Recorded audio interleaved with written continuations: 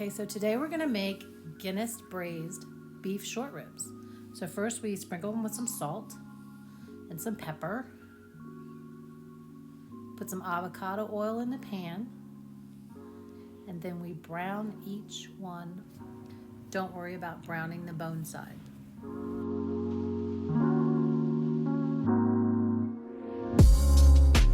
Remove them from the pan.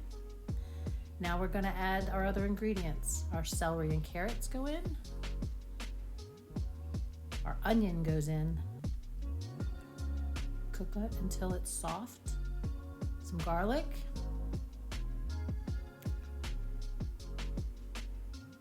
Some tomato paste. Some flour. Stir it all together.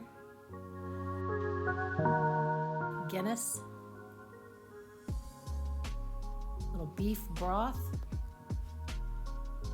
and we're going to bring it to a boil.